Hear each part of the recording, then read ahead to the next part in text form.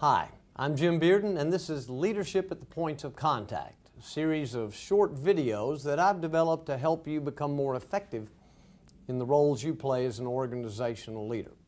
In the first section of the program, we looked at one of those roles, which is to consciously create cultures that reinforce and support behaviors essential to organizational success. In this section of the program, we're moving on to the second role, and that is to expand and enhance employee engagement. And all I mean by that is employee participation in what you consider to be crucial organizational processes. Now, this notion of employee engagement is really a hot topic today. If you do any reading of business literature or websites, no doubt you've run across descriptions of the challenges that we face with the Gen Y people or the Gen X people, and us boomers, of course, are old news. But the challenge seems to be, how do we get these people engaged? Today's workforce is really diverse. If you stop and think about it, your workforce and everybody else's of any size is a collection of individuals.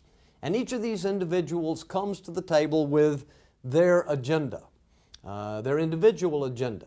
They come to the table maybe with a gender, racial, or even generational agendas. They have their personalities, their preferences, their communication styles. There are differences, and key among those would be the generational differences that we hear so much about. Instead of rushing to memorize all of the things that are currently being described by authors and bloggers about how to get Gen Y, Gen X people engaged, instead of memorizing all of these do's and don'ts, maybe it would be a good idea for us to focus our attention on what are the things that we need to do to lead a diverse workforce. And I think a historical perspective can help us with that. Deep breath time. Workforces have always been diverse. Are you ready for that?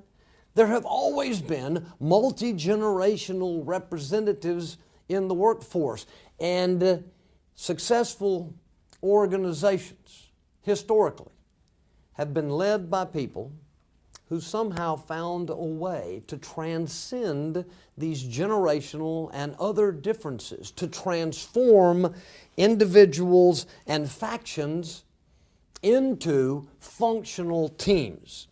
Effective leaders have always found ways to engage their employees, and I am convinced that their basis for moving forward in their efforts to do that are based on beliefs about people, beliefs that we talked about in a previous lesson, that apply whether it's Boomer, Gen X, Gen Y, or whatever.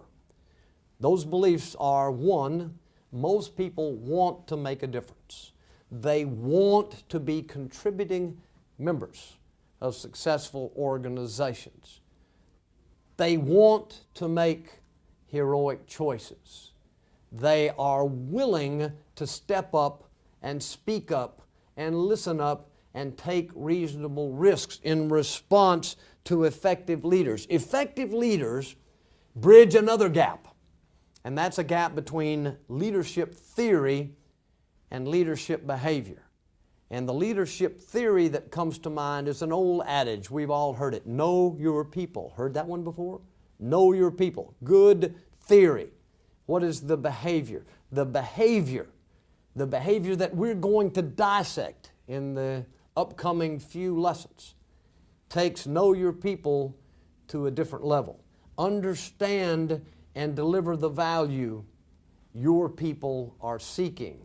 Or as I describe it, understand their definitions of value. Here are some action items for you regarding this lesson. Using my two examples of employee engagement, performance improvement and process improvement, do your own employee engagement evaluation in your organization. Your current performance appraisal or evaluation process. How often are evaluations done? Who does them? Who facilitates the performance evaluation process? And what roles are employees asked to perform or to play in those evaluations? And your current process improvement processes. Start by making a list of what you consider to be your most crucial organizational processes, the things that employees do that have the most impact on your organization's success. Describe the methodologies you use for evaluating and making changes to those processes. Describe the roles employees play in that process. Remember, the action items are part of these lessons for a very specific reason. And that reason because they give you an opportunity to adapt and apply what we've covered to your leadership opportunities. And I hope you take advantage of that.